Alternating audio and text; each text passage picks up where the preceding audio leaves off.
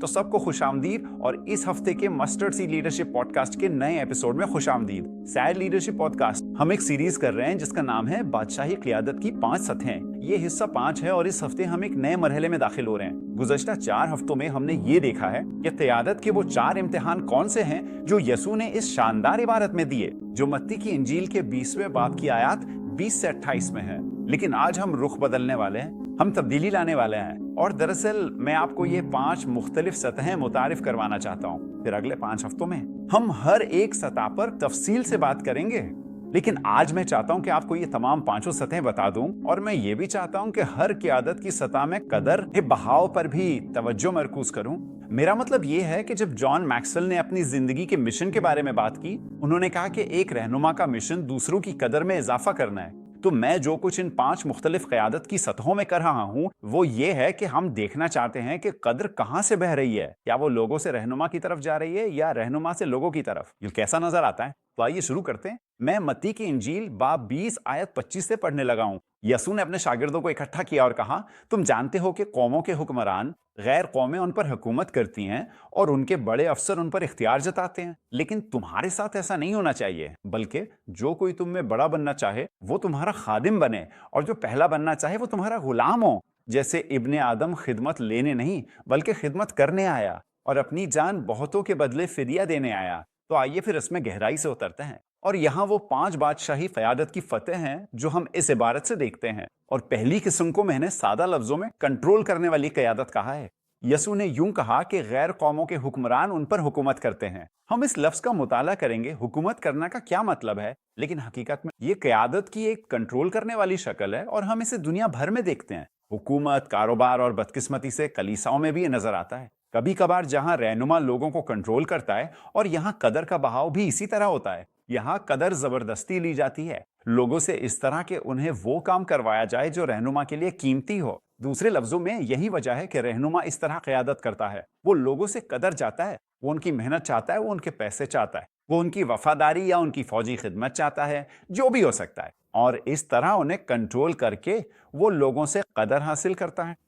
लोग रहनुमा की खिदमत करते हैं। कदर का बहाव मुकम्मल तौर पर लोगों से रहनुमा और ताकत के खौफ की तरफ जाता है। और हम आगे चलकर ये देखेंगे, ये यकीनन उन क़यादत की सतहों में से एक है जिनके बारे में यसू ने कहा था कि तुम्हारे साथ ऐसा नहीं होना चाहिए, लेकिन दूसरी सतह भी उतनी ही बुरी है। मैं दूसरी सतह को सेलिब्रिटी लीडरशिप कहता हूँ। उन्होंने मजीद कहा कि उनके बड़े ओहदेदार उन पर इख्तियार जताते हैं। ये लफ्ज इख्तियार जताने का मतलब है कि वो अपने इख्तियार का दिखावा करते हैं। और सेलिब्रिटी लीडरशिप, मैंने ये लफ्ज इसलिए चुना क्योंकि क़यादत की ये सतह अब सिर्फ ओहदे, शोहरत और मकाम के गिर्द घूमती है और वो तमाम मराआत जिन्हें लोग अक्सर क़यादत से जोड़ते हैं।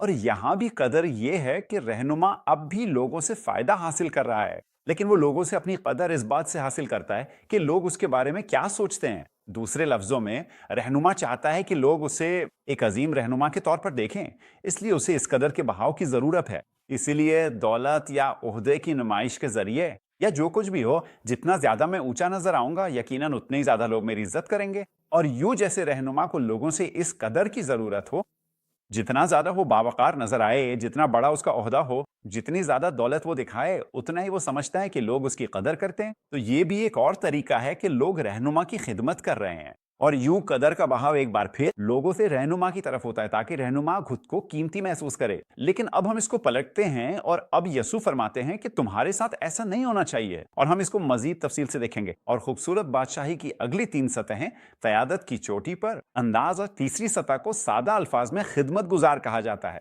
वो फरमाते हैं कि तुम में से जो बड़ा बनना चाहे वो तुम्हारा खादिम बने। और यहाँ ये वो वक्त है जब रहनुमा लोगों की खिदमत करने का इंतखाब करता है। और रहनुमा लोगों की खिदमत इस तरह करता है कि वो उनकी कदर में इजाफा करता है। दूसरे लफ्जों में, रहनुमा जानता है कि खुदा ने उसे कौन सी नेमतें और फजल अता किया है। वो अपने या अपनी कदर को बाप के सामने जानता है और उसी कदर को दूसरों की तरफ मुंतकिल करता है उनकी खिदमत करके। ये उस बारे में है कि रहनुमा अपनी सलाहियतों को इस्तेमाल करके लोगों की खिदमत करे और उनकी कदर में इजाफा करे। और अब एक बार फिर आप देख सकते हैं कि कदर के बहाव में तब्दीली आ गई है। अब रहनुमा ऐसा नहीं रहा कि लोगों से अपनी कदर हासिल करने की कोशिश करे, बल्कि बहुत शऊरी तौर पर बादशाही क़यादत का मॉडल ये है कि मैं लोगों की कदर में कैसे इजाफा कर सकता हूँ, जो हमें और भी गहराई में ले जाता है। फिर चौथा दर्जा है जिसे गुलाम दिल क़यादत कहा जाता है। عیسیٰ نے مزید فرمایا کہ جو پہلا بننا چاہے وہ تمہارا غلام بنے۔ اب یہاں قدر کا بہاؤ رہنما کی طرف سے ہے۔ قدر میں اضافہ اس طرح کہ لوگوں کو یہ دکھایا جائے کہ وہ دوسروں کی قدر میں کیسے اضافہ کر سکتے ہیں۔ میں چاہتا ہوں کہ آپ یہاں فرق کو نوٹ کریں۔ خدمت گزار دل قیادت، میں آپ کی خدمت کر رہا ہوں۔ مثال کے طور پر میں اپنی قدر جانتا ہوں اور میں چاہتا ہوں کہ آپ کی قدر میں اضافہ کروں۔ غلام دل قیادت، اب یہ میرے بارے میں کم ہو گیا ہے۔ میں آپ کی قدر میں اضافہ اس طرح کرنا چاہتا ہوں کہ آپ کو وہ قدر پہچاننے میں مدد دوں جو آپ کے اندر ہے، جو خدا نے آپ کے اندر رکھی ہے، اور آپ کو بااختیار بنانے میں مدد کروں تاکہ آپ دوسروں کی قدر میں اضافہ کرنا شروع کر سکیں۔ یہ رہنما کی صلاحیتوں کے بجائے زیادہ اس بات پر ہے کہ لوگوں کی صلاحیتوں کو اجاگر کرنا۔ مجھے یہ بات پسند ہے کہ خادم سے غلام تک غلام نظر سے اوجھل ہو جاتا ہے، وہ پس منظر میں چلے جاتے ہیں، اور اس عمل میں یہ رہنما کے بجائے اس پر مرکوز ہے کہ وہ کیسے لوگوں کو دوسروں کی قدر بڑھانے کے قابل بنائے۔ بطور خادم اب یہ لیڈر کے بارے میں نہیں، توجہ اس پر ہے کہ آپ کے ماتحت اپنی قدر کو پہچانیں جو وہ دوسروں کو دے سکتے ہیں، اور کس طرح قدر کا بہاؤ ایک بار پھر رہنما سے لوگوں کی طرف جاتا ہے، لیکن اس انداز میں کہ وہ دوسروں کی قدر بڑھانے کے لیے تیار ہو جائیں۔ اور آخر میں پھر 5واں درجہ، بادشاہی قیادت کی معراج۔ عیسیٰ نے فرمایا جیسے ابن آدم خدمت لینے نہیں بلکہ خدمت کرنے آیا، اور پھر انہوں نے یہ کہا کہ اپنی جان بہت سو کے بدلے فدیہ میں دے۔ واقعی عیسیٰ نے قیمت ادا کی، انہوں نے ہماری خاطر اپنی جان قربان کی، اور اسی لیے میں نے اس 5ویں درجے کو قربانی دینے والے دل کی قیادت کہا ہے۔ یہاں قدر کا بہاؤ اس طرح بڑھتا ہے کہ آپ ان لوگوں کی قدر میں اضافہ کرتے ہیں جو خود دوسروں کی قدر بڑھا رہے ہیں اور پھر خود پیچھے ہٹ جاتے ہیں۔ آئیے اس کی مزید وضاحت کریں اور اسے غور سے دیکھیں۔ یہ بہت پسند ہے۔ عیسیٰ نے اپنے شاگردوں کو اس طرح تیار کیا کہ وہ دوسروں کی قدر بڑھا سکیں اور پھر وہ خود پیچھے ہٹ لیں۔ انہیں معلوم تھا کہ ان کا آسمان جانا بہتر ہے۔ روح القدس بھیجنے کے لیے انہوں نے شاگردوں کو قیادت کی خاطر تیار کیا تاکہ انہیں وہاں خود موجود رہنے کی ضرورت نہ پڑے۔ جسمانی غیر موجودگی میں بھی انہوں نے روح القدس پر انحصار سیکھ لیا تھا۔ اسی طرح یہاں بھی قدر کا بہاؤ جاری ہے، یعنی رہنما سے لوگوں تک قدر پہنچ رہی ہے، لیکن یہ قدر لوگوں کے ذریعے دوسروں تک پہنچ کر بڑھتی اور کئی گنا ہو جاتی ہے۔ ہاں، قدر اب بھی رہنما سے لوگوں تک پہنچتی ہے، لیکن وہ ان لوگوں کے ذریعے دوسروں تک کئی گنا بڑھ جاتی ہے جن کی وہ رہنمائی کرتے ہیں۔ اور یہی اصل چیلنج ہے۔ اگلے 5 ہفتوں میں جب ہم قیادت کے یہ 5 مختلف درجے دیکھیں گے، قیادت کے ان درجے تک، تو میری واقعی یہ امید ہے کہ یہ آپ کو یہ پہچاننے میں مدد دے گا کہ آپ کہاں کھڑے ہیں۔ کیا میں اب بھی دنیاوی قسم کی قیادت میں ہوں جو کنٹرول کرنے والی یا مشہور شخصیت جیسی قیادت ہے، یا میں اس ترقی کے سفر پر ہوں؟ میں اس سفر میں کہاں ہوں جہاں خادم سے غلام اور پھر قربانی تک پہنچنا ہے؟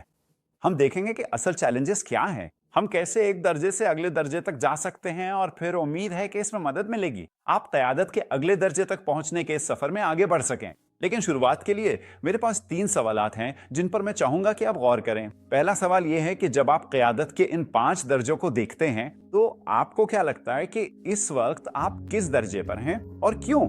جیسے میں نے وضاحت کی، خاص طور پر اس ویلیو فلو کے حوالے سے، ان 5 قیادت کے درجوں میں آپ خود کو کہاں دیکھتے ہیں؟ دوسرا، کچھ رہنماؤں کے بارے میں سوچیں جن کے ساتھ آپ نے کام کیا ہے یا آپ ان کے ماتحت رہے ہیں، چاہے وہ کام کی جگہ ہو یا چرچ، اور آپ انہیں قیادت کے کس درجے پہ رکھیں گے اور کیوں؟ شاید یہ ایک آغاز ہو سکتا ہے کہ آپ اپنے ارد گرد لوگوں کی قیادت کے درجوں کا جائزہ لیں اور نوٹ کریں، اس وقت آپ انہیں کہاں رکھیں گے؟ اور پھر تیسرا سوال یہ ہے کہ اگر آپ اپنی قیادت کو اگلے درجے تک لے جائیں تو آپ کے ارد گرد لوگوں اور ان تنظیموں پر جن میں آپ شامل ہیں کیا اثرات مرتب ہو سکتے ہیں؟ بس اس اثر کے بارے میں سوچیں۔ اگر آپ ایسا کریں تو کیا ہو سکتا ہے؟ اپنے آپ میں مزید سرمایہ کاری کریں، اپنی قیادت کو اگلے درجے تک لے جائیں۔ آپ کے ارد گرد لوگ اس سے کیسے فائدہ اٹھائیں گے؟ میں اگلے 5 ہفتے آپ کے ساتھ ان موضوعات کو تفصیل سے دیکھنے کا منتظر ہوں۔